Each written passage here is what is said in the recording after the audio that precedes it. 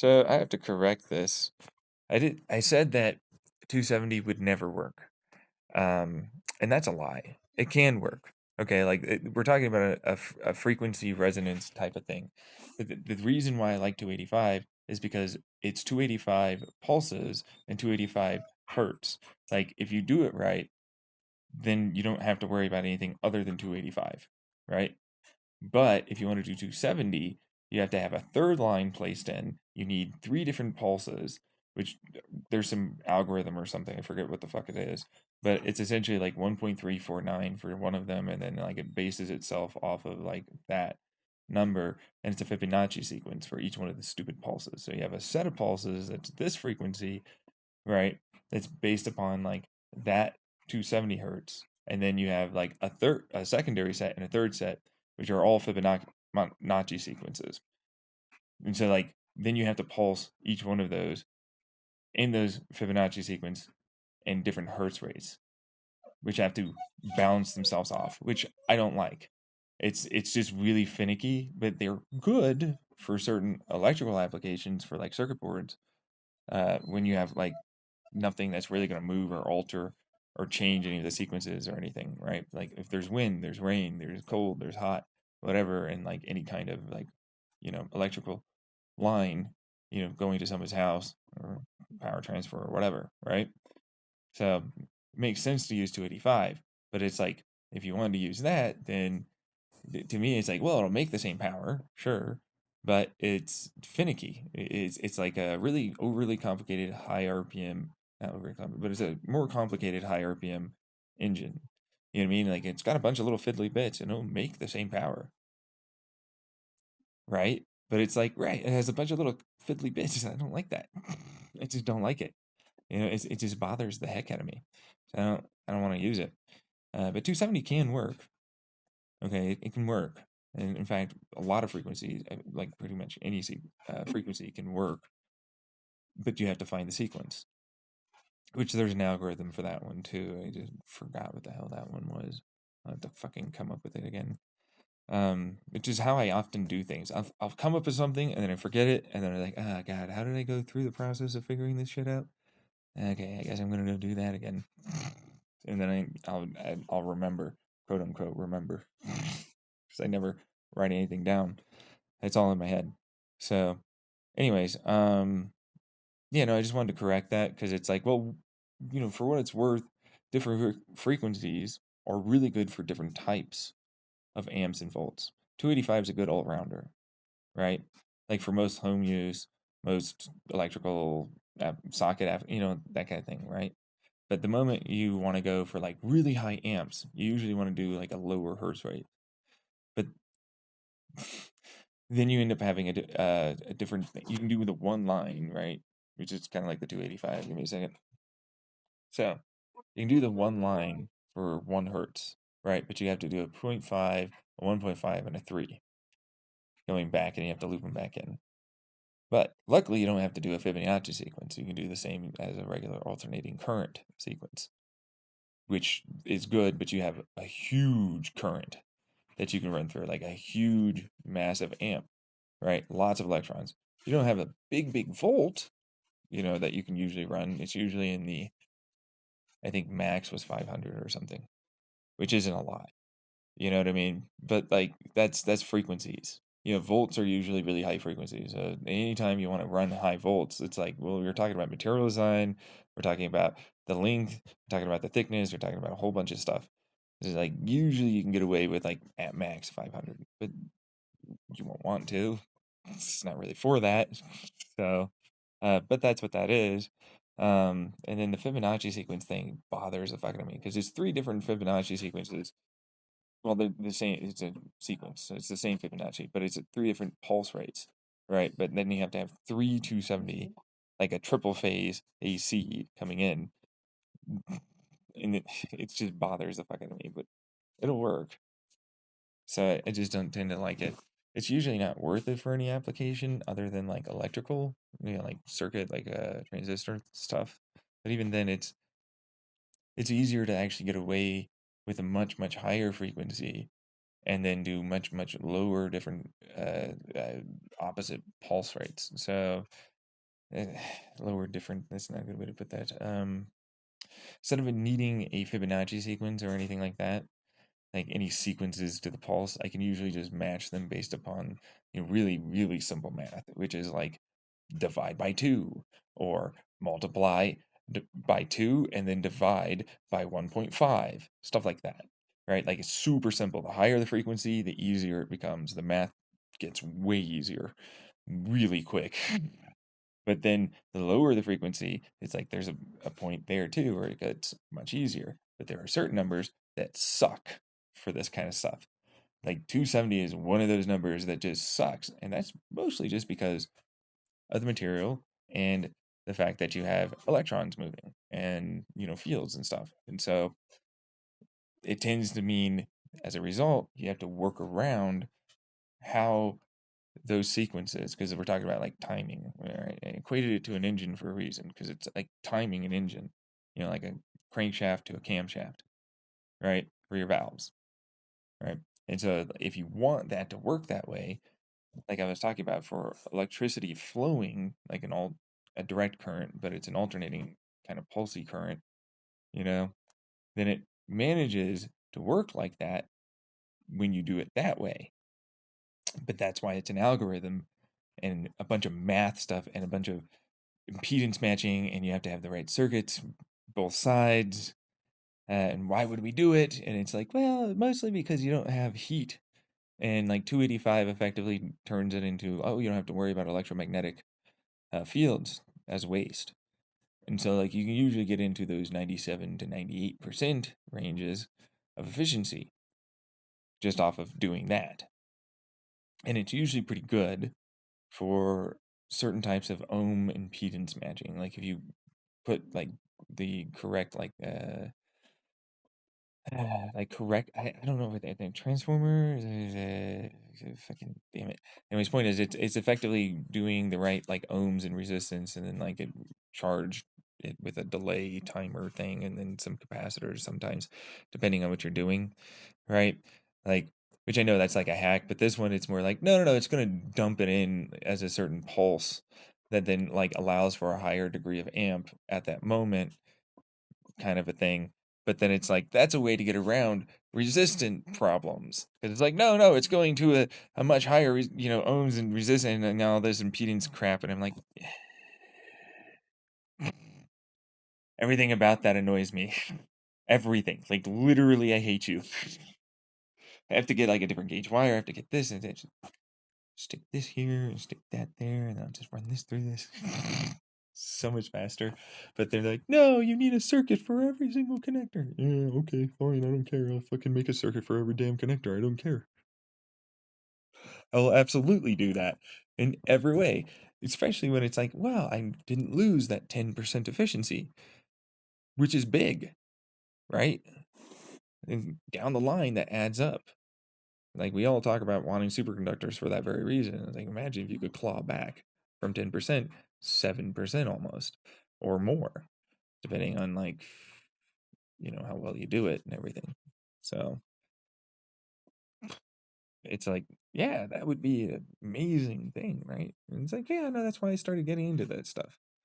Yeah, it's like, hey, I can't make it. I have a basic concept that would work, but it's like, hey, I'm not gonna do that because that's just a ridiculously over the top design that it's stupidly complicated to try and manufacture. Except it's not really that complicated, but it's that thing where it's like I just would rather not have to do it when it's like, oh, if I have a copper cable and I already have these, how do I send it through to make it do it as best as possible?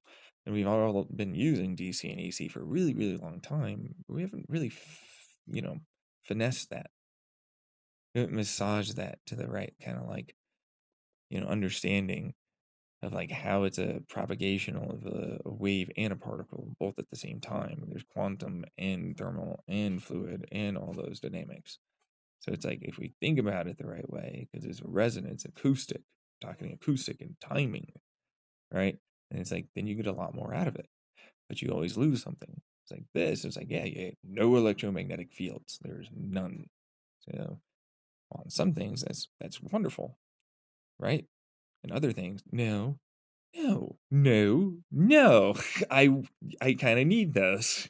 It's like, right, yeah. I have different frequencies for that. You know what I mean? Like big electromagnetic frequencies, which are, its own type of thing because those work off of orbital decays and Hall effect and then, effectively kind of stuff like that for how the frequencies match with different pockets and crystalline structures of copper and how it propagates through and decays into it and then makes it move and allow for the propagation of electromagnetic fields. But what we do currently is not that. And so it's like, wow, that's super inefficient. Why would you do this? That seems really bad. Why wouldn't you do something else? Now, granted, people usually know that there's heat involved depending on your frequencies, right? But it's like, yeah, I don't like heat.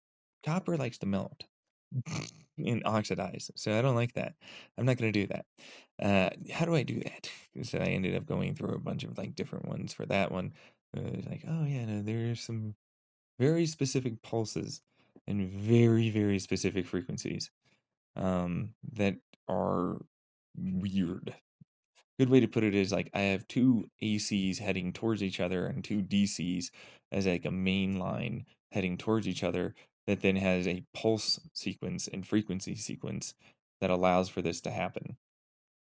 And so like generally speaking, I'll take 3, right? Like let's say it was 3 hertz. Okay.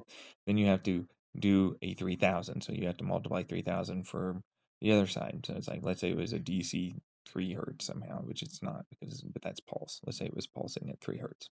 Then it'd be 3000 on the other side. And then it's like, then AC has to be an entirely different thing. Instead of threes, you can't do anything to do with any multiples of 3. So any 3 multiples you can't use. Instead, you have to use a multiple of 3 divided by 2.5. That's right, 2.5. You have to divide them by 2.5. And then you have to multiply one of those sides. Whatever side you start with that number, you have to multiply that other side's number. And then you have to subtract, weirdly enough, by 1 hertz. So good fucking luck ever trying to make it a small number. So you can never start with a small number. You always have to start with a really high frequency for AC, and then they have to hit each other. They have to head towards each other, right?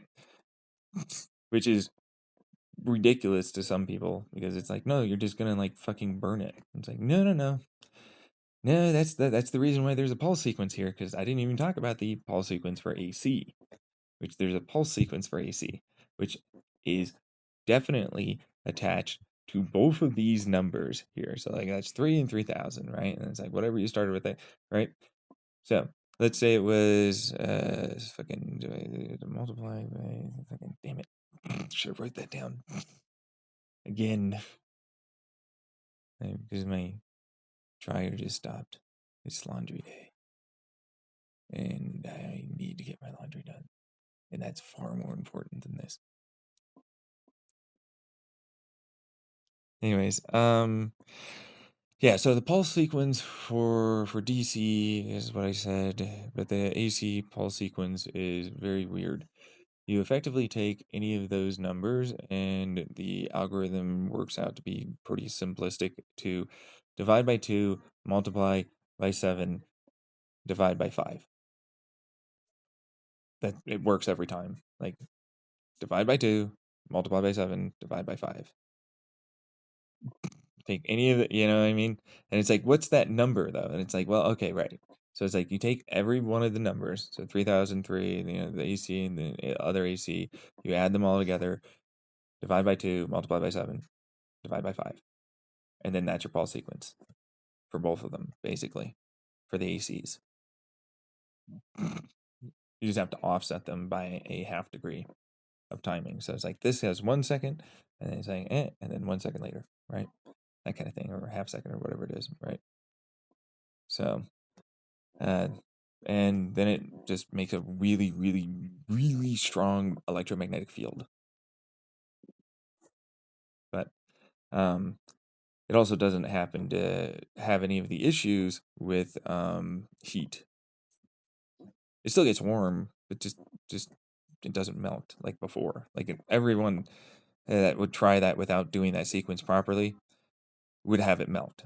If you do it properly, it doesn't melt. The reason why is because it's collapsing fields. There's a bunch of collapsing fields in the electron's orbit, which creates bunches of spin states that then decay. And instead of decaying in a way that makes it so it makes light, instead it creates a different type of tunnel effect that elicits a big, alignment effectively of multiple different, switch states, if, in the electron's orbit. So like they became aligned and then they switched and they became aligned and they switched and they became aligned and they switched and became aligned and they switched and became aligned. And so they pulse and then that secondary alignment actually lines up with the original's electromagnetic frequency. And so then it decays into the same frequency of that electromagnetic field. So a bunch of magnetons and polarons and blah blah tons and ons start happening. And then burrs goes the fucking fieldy wheels. But instead of monopoles, it's a switchable north-south pole, right? Which normally isn't like something necessary for most people. But like, here you go, north-south pole. But yeah, that's the math how it checks out for those for how to do that. But it also is very important that you make sure the resistance and ohms impedance are made to handle this, and you do it correctly with matching. If you don't match it, you have a huge discrepancy, and often you'll end up having wave propagations that are incorrect that then fail and it melts. So like if you don't do it properly where your impedance match and your resistance match, it always fails and it melts. So like your wire has to kind of be pretty consistent along with your input as well on both sides. So it's that other issue, you know what I mean? It just sucks for most people because it's like, no, I don't want to do that. I don't like I'm not gonna fucking resistance and impedance match this on both sides. And it's like, why? It doesn't seem like it's that hard if you're an electrical engineer. Yeah, it seems pretty ridiculously easy. But if you're like a regular normal person, it's like, yeah, no, I'm not gonna fucking I'm just gonna not even try and bother. But it's like 3 and 3,000. It's like, yeah, no, but see, like they're always multiples of 10, no matter what. For DC, it's always multiples of 10. You always have to do multiples of 10. So it could be 30, it could be 300 or 3,000. But like 3,000 gives you a really cool, like particular effect for the north-south pole. Like it does a north-south pole. But the reason why I came up with this was because I was trying to come up with electrical attractive and repulsive force motors. Yeah, electric motors. I was trying to come up with an electric motor that would use a different frequency type that would give me a attractive and repulsive force together as an oscillating frequency that would both attract and repel and use a hell of a lot less electricity, be a lot more efficient. So like that's the reason why I did it. So there you go. Basic stuff to me, but sometimes other people they're not like that. You know what I mean? Um, but I don't know. Like it's the basic rundown of how to like make the electromagnetic frequencies. But see, the thing is, the electrons don't flow; they collapse. They get converted into those tons of magnetons and polarons and spinny tons and ghosty woes and all the rest of them. I just like making fun of them because it's like it doesn't matter. They're all tons. Then they all end in on. There's sans, ons, bonds. What the fuck? There's a pawn over here. It's a new pawn over here. Doesn't even matter anymore. You're all describing effectively the same kind of stuff to me after a while. I got kind of bored because it was like, oh, like this is a ghost particle. You mean it's a spinning, turbulent, like air, effectively, like a fire tornado that effectively comes off of like regular, like a campfire, right? And it's like it's a campfire, right? It's like, and it spins around and it trails off, and it seems to extend itself for a really long time and you don't know why, right? It's like, I know why. Because it's spinning. It's turbulent, but it's controlled spinning. That's all it is. It's a vortex, but it's a vortex collapsing on itself as it then it happens to continuously take a degree of its energy and continue lifting itself up. That's convection, right? But like it acts like it's really there, except the heat stuck around. It already burned itself out. But if you notice the mirage effect, it seems to continue to propagate for a really, really long time, even after the very soot burns, right? So it's like ghostly particles. It's ghostly particles now. And I'm like, it's not ghostly. It's not. It's just energy inside of the stupid fluid that we exist in. You damn bastards. Why don't you fucking ever agree? The thermodynamics and fluid. Why are they always like this?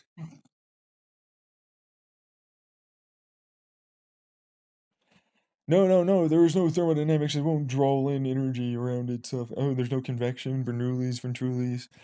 Fuck it. I'll just call them the Lemke principles now. So that way you're happier. But it's combining both of them together for what it's worth, and then that's a whole bunch of like virtual particle, manipulation as a result, because those are divots effectively or hollows inside of space and times for the spacetons. Apparently, they're spacetons. But no, no, no, they're tachyons. We've got the eons over here. Yeah, it's time. No, we're going to remove time. Okay, the Lemke-sons now. I get so bored with it. It's like I can make this work easily, but I don't care. But that's the reason why. It's like when you do by a multiple of 1,000, you can get away with it pretty easily. But those are like rough numbers. I didn't finesse them. They're just rough. I made it work consistently, and me going over what it is I know about quantum, electrokinetic, all that stuff. This works that way every time. And these are how the maths check out for those given materials, which is just copper. So, copper is what it is. But you don't know anything because you don't have the degree and you don't have this in background and blah, blah, blah, blah. And I'm like, yeah, no, okay, whatever. Still works. Just giving you a thumbs up over there where you complain about your bunch of bullshit, but I don't care because it still works. It's like, let me go get my oscilloscope. Oh, yeah, no, okay. Yeah, with what money? You have copper around, right? Okay, let me go rip out copper from my fucking walls. What am I, a fucking junkie, you little bitch? Get out of here.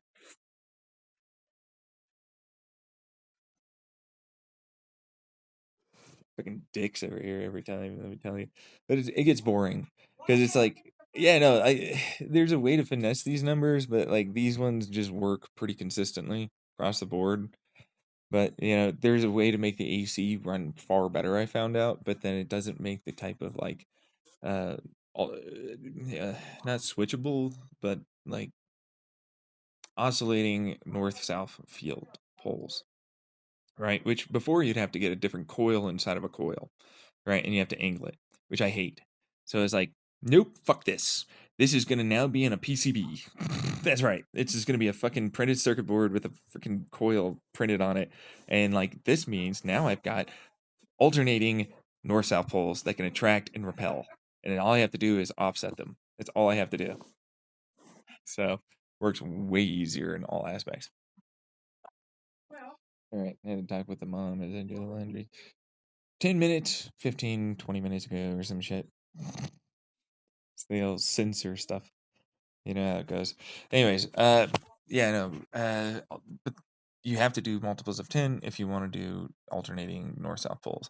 You can force it to consistently be opposite pole types, but that's a whole other type of like alternating frequency kind of just constantly decays the same way instead of alternating frequency constantly decays both ways, right? And so I ended up learning about like how to do that with a much different type of DC because DC essentially is crashing in and trying to elicit a bunch of incredibly large amounts of chaotic movement. That's thermodynamics, right? So it's trying to make a bunch of heat, you know, right? But it's like, yeah, but it can't. See, like it can't technically do it because of the way it pulses through. It'll arrive on either side just fine. So it'll slip in between each other. Is essentially what it's going to do, right? But of course, it doesn't really do that because it's still going to make heat. Because of course, even if it tries to slip in between each other, it's not a superfluid, and of course, it produces friction and electromagnetic frequencies, right? But then those become steady state electromagnetic frequencies in a given area and chunk. Then you have to balance it off those given chunk types with the AC frequency types, and then you have to have them collapse alternatively with the frequency sine waves here that allow for them to effectively curve the right way and have that pressure decay into itself as a destructive, but it's actually constructive interference models to alignment profiles and spin types, which is why it does that. So it like already has an electromagnetic frequency that then collapses its electromagnetic frequency to a very, very strong but very localized alignment profile, electrokinetic, electrochromatic, whatever the fuck version of bullshit they want to go with. Because it's electrodynamics, man. Chromodynamics, man. Meanwhile, the charges of the negatives and positives of your little polarons and fucking stupid weird magnetons and some stupid other garbage wands and tons and blah ended up becoming more effectively resistive towards one type of probability outcome and less towards another. Then they wanted to follow that path. That's all it is. And so they continuously do that. Instead of tunneling in a manner that we can't control, they then do, because technically they don't exist as any other state other than in these cloud probability areas. And they'll always pop in opposite because, of course, they burnt their energy spinning that way and aligning that way. And so when they decay in their kind of technically alternating entangled-ish state, they're not really entangled. They're not superpositional, but like that's the reason why it's like, oh yeah, no, because of this alternating thing, it's like less pressure here, but then this has a bunch of other pressure that's making that effectively be opposed to where it's at. And so it goes, well, there's a bunch of shit here that I can go into. And, actually, I was just, and, I do think I remember being there, which is like it's the memory version of a virtual, right? But it's like, it's just a vacuum. Right, and it's really not superpositional or entangled, but it's like, no, it's a virtual ball. It's like it's not a virtual. Why would it be a virtual? It's not moving any space-times. There's no space-time movement. It just has the imprint of what it once was, where it was, except it knows that it doesn't want to be like that where it's at, and it already wants to be opposite like this already. So it goes, well, there's already energy there for me to go into, which is a vacuum kind of type of energy. But then it has information as to being already that way. So it's like, oh, well, the information is already here, so it takes a lot less energy for me to effectively switch my alignment and spin, which then it oscillates based upon that. But because it does it very efficiently, it still produces heat. But because it does it very efficiently, it then makes an alternating north and south electromagnetic pole, right, with electricity, which is great. But then, if you want to do it the other way for just one type, which is kind of shitty, but it's pretty good for when it comes down to it. At something like I don't know. I mean, it's not much different. It's just more efficient at being, able to produce a much more significant flux field, electromagnetic flux field for a lot less energy. It's like, how are you getting these crazy amounts of electromagnetic fields from this little tiny volt and amp and so on? That's so nothing. And it's like, yeah, it's because, yeah, I didn't tell you about this.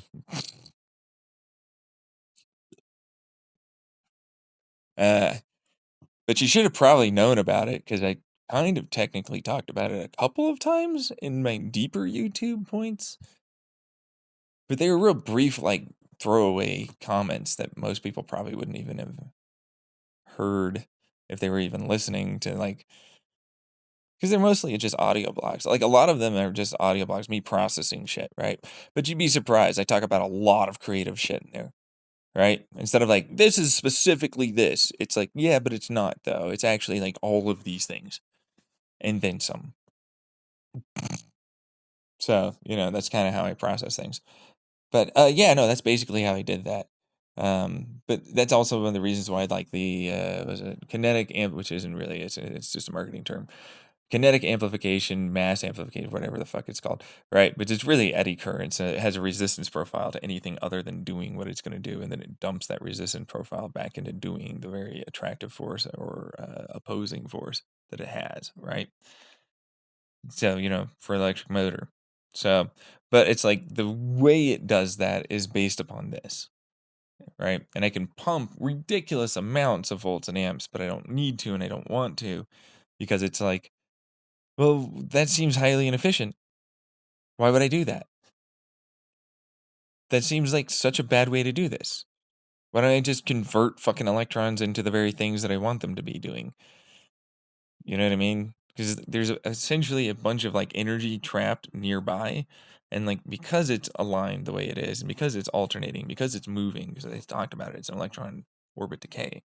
During its decay moment, that's its movement producing a Hall effect, which is basically an amplification of the Hall effect, right? Except it's not really a Hall effect, because of course it's a spin aligned resonance effect, which then tunnels. When it does that tunnel, it then collapses where it's at and then forces a continuation of an electromagnetic field, which then by the time it needs another one to exist as it resonates outwards from its collapse point, so it goes inwards and then bounces off of itself, it's like, oh, what do you know? There's now this new electron there, right? Except it's not new, it's the same thing, but now it has energy to go do the thing that it was doing. Right, so you have to look at it like an acoustic resonance tube. You have to think about it, for electricity that is, sound. You don't want to do it weirdly. You want to do it as sound. Sound is much, much bigger deal than it's a particle moving through a weird tubey tube. It's like, you fuck yourself, a little bit with your little tube thing and your little particle. It's a fucking fluid, and it's a sound. That's all. It's pressure. It's thermodynamics. Enraged. There's a lot of rage here. Why don't they ever just fucking think about it like a fucking acoustic resonance? It's so easy to produce. We have had sound waves forever with many different tube types and many different cooling types and many different all these things. So it's like, why don't you just fucking figure it out with how to use the conversion types of probability aspect fields for your basic quantum physics that you've all had for so long? Why are you not just doing this? Meanwhile, well, because is what I always hear, and I've never thought about it that way. And it's like, no, because you don't have this degree, and I don't believe it. You don't have this background, I don't believe it. Blah, blah, blah, blah. And it's like, well, this is probably a test for you. You still have to be open-minded enough to check every goddamn one of them. And if you don't, you end up missing things like me. It's like, well, no, it's always a particle. Everybody says it's a particle, right? And it's like, no, it's not. No, a particle, I mean, any fucking thing is basically a fluid. Even a solid to us is still a fluid to itself. Even if we don't know and understand why that is at a very small little scale, only because we don't see it the way that really is. Just like the fucking universe is this big old fluid thing. You know what I mean? And it's like, which that's a whole other thermodynamics. It's like the metamaterial, not meta, but it's a material design chart. You know what I mean? Like depending on like as you scale up the quantum physics stuff, it like just turns into a different type of chart with like different recursives and different like effects for different types of clumps and so on as it moves through of any given type of energy. Kinetic that is. And then it produces different resonant frequencies as it propagates as a pressure wave throughout different fluid and material types, which is literally all it's doing. But like that's the reason why I use my universal law theory like that versus like what they use. because it works way better. My math checks out every goddamn time, and I never have to do any of their conversion craps or any of that. Mine just always, every time works. But I have to go get a whole bunch of fucking smashers and accelerators, and I have a degree apparently now. Some people I'm talking to for money, experiments to get published. And then all of a sudden it'll be maybe considered. They're so open-minded, these folks. Anyways, suck my dick and balls, like and subscribe. Please share. Bye.